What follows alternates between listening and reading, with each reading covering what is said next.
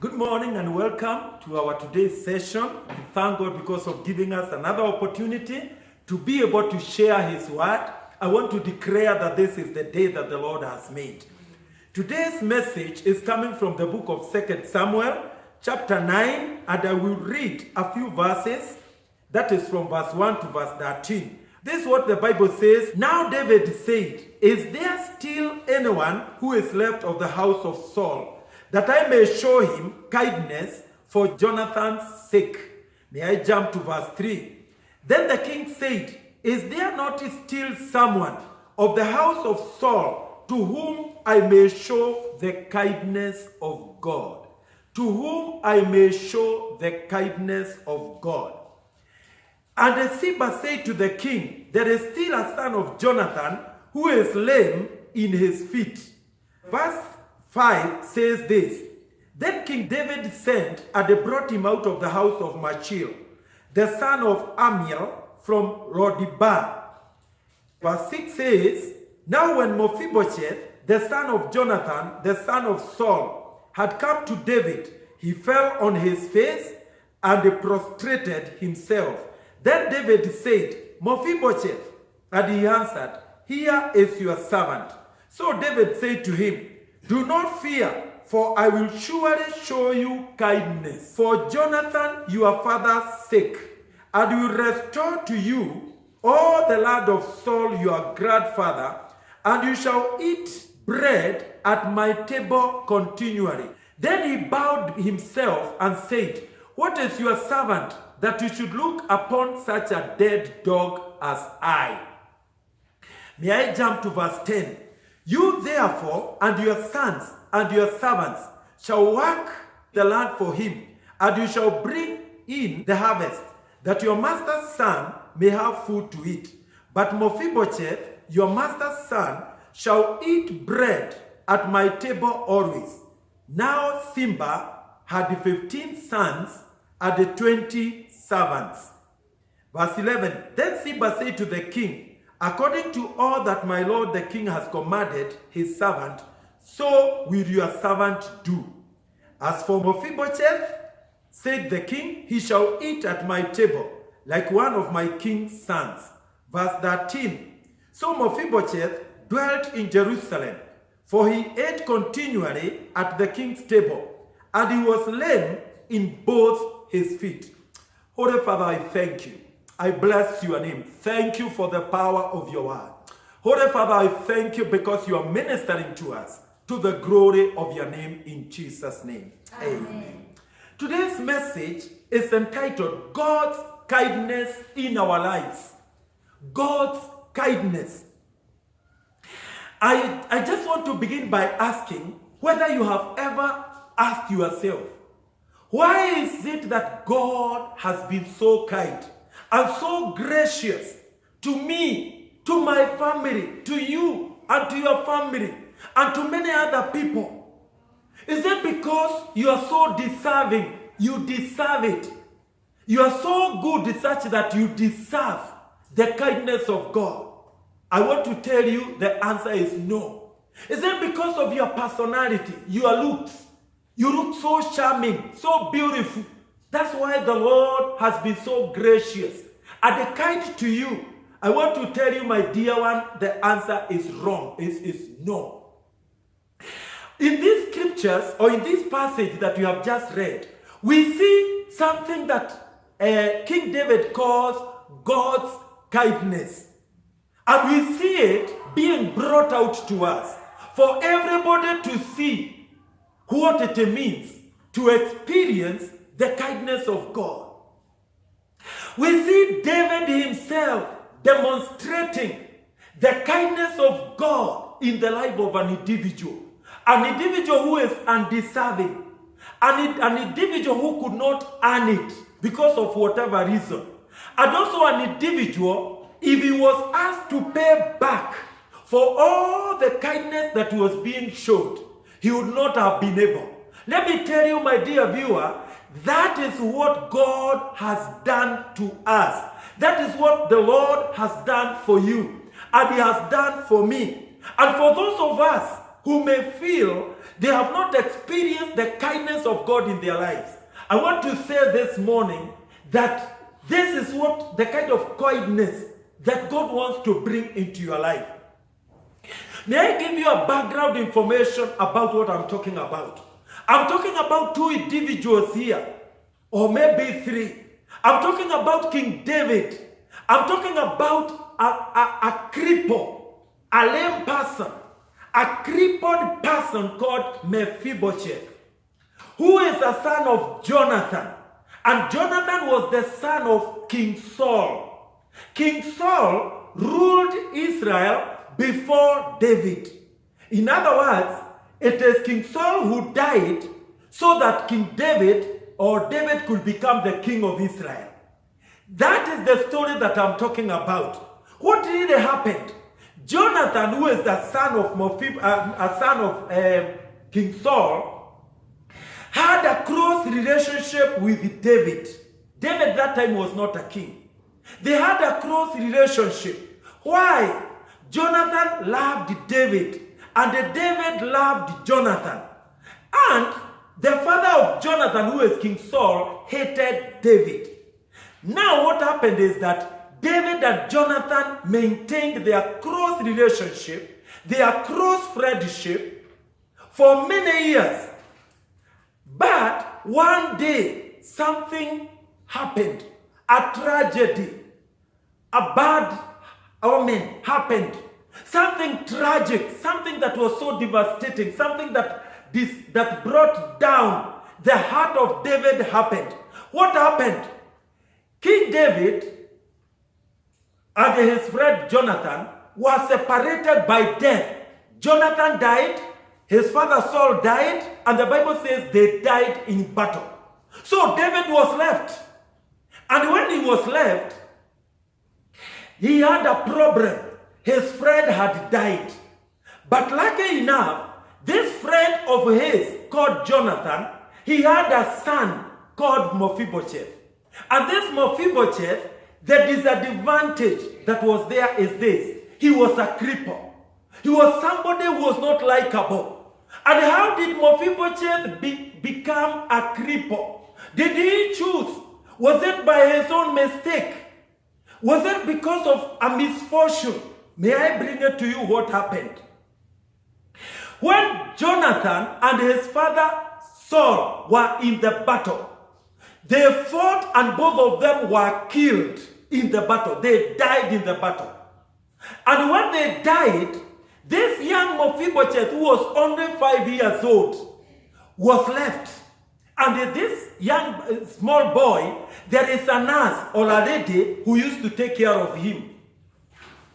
And when this lady heard the report in Jezreel that the father of Mephibosheth has died, that is Jonathan, and also the grandfather has died, who was King Saul, she had a problem. She panicked. She was in great fear because she wondered, now that the father has died and the king has died, what will happen?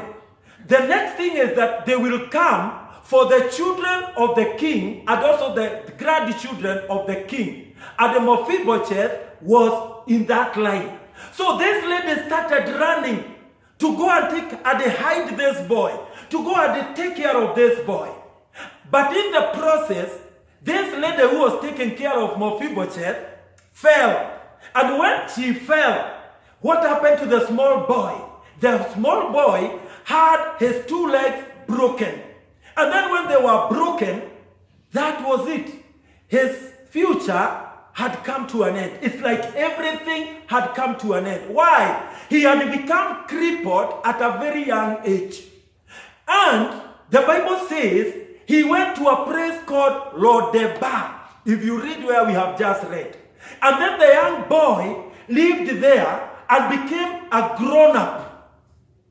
He fell when he was a small boy, but he found himself in Lodebar. The word Lodebar speaks of a place where there is no food. It speaks of a place of barrenness. It speaks of a place of being abandoned. It speaks of a place of misfortune.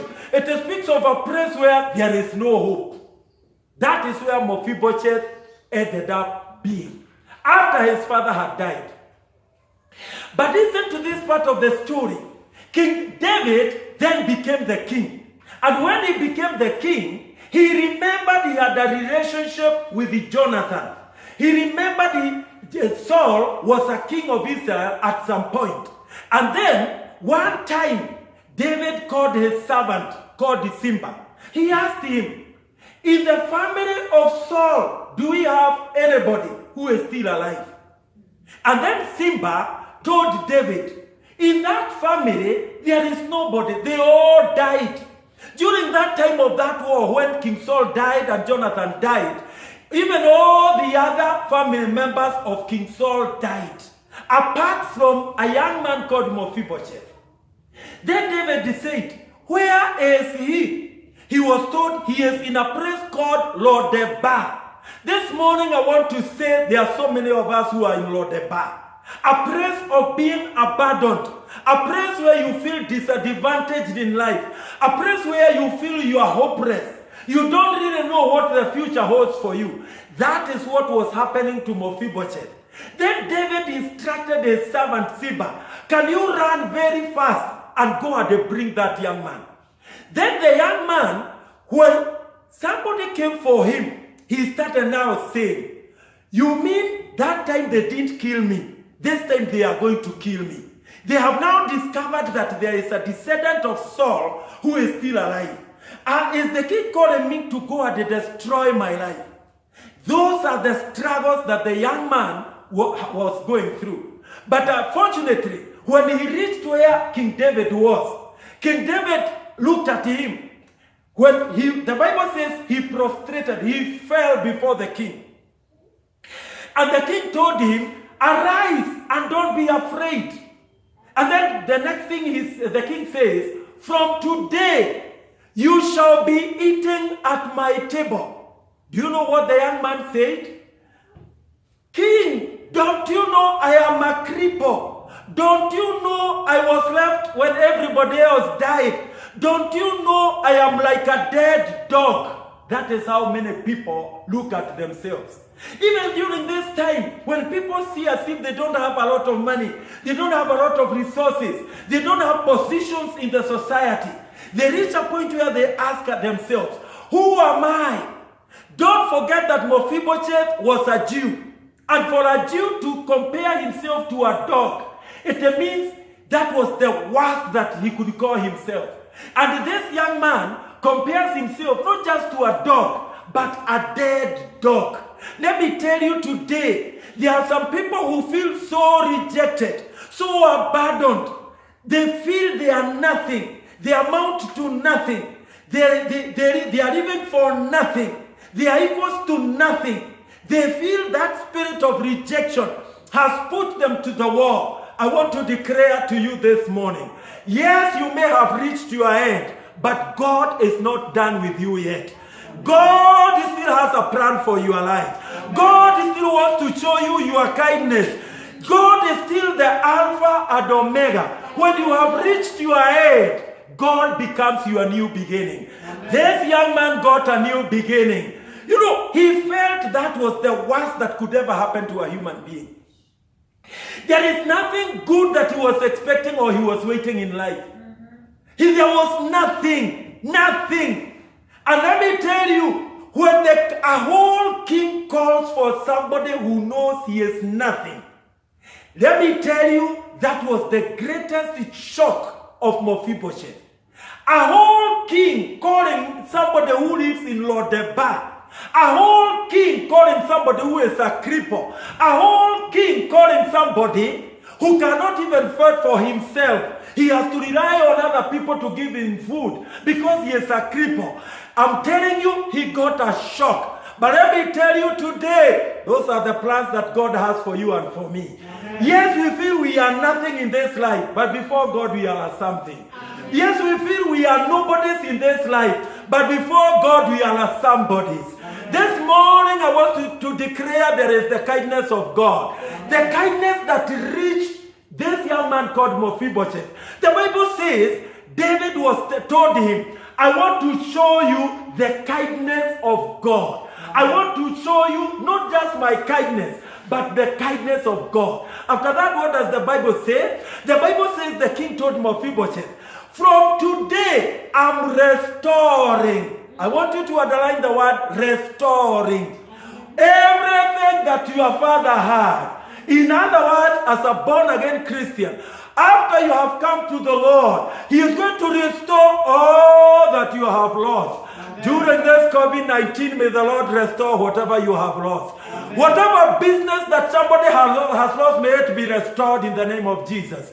Whoever has lost a job, may God restore it out of His kindness. Our God is able to restore. If David is able to call Mephibosheth and restore everything, our God is much better than King David. Amen. Whatever you have lost, my dear one, out of God's kindness, He is able to restore it to your life. Amen. Let me say that there are so many people who are devastated. There are so many people who are giving up on life. There are so many people with many questions. My dear ones, we don't have to raise questions and they complain. We don't have to be full of resentment and the bitterness out of situations that we have come through.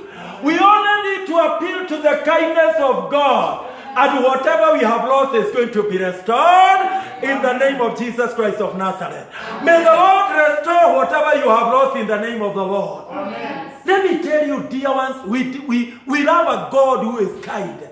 We know a God who is not like other gods. We know a God who is so good to everybody who comes to Him. We know a God who has the ability. Amen. He has the ability and the capacity to restore whatever has been lost in the life of a person. Amen. Let me tell you today, if I was not born again and I heard these words, I would run to that God and tell Him, God, I have lost so much. I have lost a name somewhere. I have lost maybe some health. I have lost job opportunities. I have lost business opportunities. But you, God, who is so kind, I am coming to you so that you can restore whatever I have lost. Amen. I pray that each one of us will love God for the rest of your life. Why? Out of the kindness of God. This man was told, from today you shall be eating at the king's table. May you start eating at the king's table from today. In the name of Jesus Christ of Nazareth. Amen. Let me tell you, ladies and gentlemen, our God is such a good God. Let me tell you, we live in a world where people don't believe the Bible. Neither do they believe the word of God. Neither do they believe God Himself. But whether they believe it or they don't, it is settled in heaven that our God is a kind God. He is a gracious God. Those who will dare to believe in Him, they are going to experience the kindness of God in their lives, and their lives will never be the same. May I finish by saying this? From that moment, the life of Mephibosheth changed. The status of Mephibosheth changed. A place of barrenness to being in the house of a king. And the Bible also goes further and says this. His life changed because he had lost a father. King David told him, from today you will be one of my sons. Amen. Praise the name of the Lord. Amen. Can you imagine being adopted into the family of the king? Mephibosheth was adopted in a day and he became a son. And when you are a son, you are a heir. And when you are a heir, you are a partaker of everything about the king. Amen. That is what Jesus has done in our lives. That is what Jesus wants to make us in His kingdom. He wants us to surrender to Him. And so that whatever is the inheritance of God, it becomes yours and mine. Jesus is our firstborn, and we have the fellow heirs. We are heirs together with Him. We are sons and daughters of the kingdom. Out of what? The kindness of God. Today, even as I come to the conclusion, I want you to appeal to the kindness of God. And when God has been so kind to you, may you also be kind to others. Amen. Can you imagine one day? It doesn't matter how many years you have been in Lodebar. It doesn't matter how many years you have been abandoned and rejected. It doesn't matter how many years you have found yourself as if you don't amount to anything. One day, God is able to lift you out of the dust and to make you sit with the princes in the name of the Lord. Amen. Mephibosheth, one day, from Lodebar to the king's table. And he is told, from today you shall be eating together with me. His life, his status, his friends, they changed in a day. His identity changed in a day. The way he dresses, the way he walks, the kind of a car he drives, it changed in a day. Amen. May we pray together. Amen. Our Father and our God, I want to thank you because of the life of Mephibosheth. If King David was able to be that kind, Lord, you are able to be kind to us even more. I pray for every viewer who has lived in Lodebar, a place of rejection, a place of barrenness, a place where he didn't have a hope, that today he is going to believe your word. She is going to believe your word.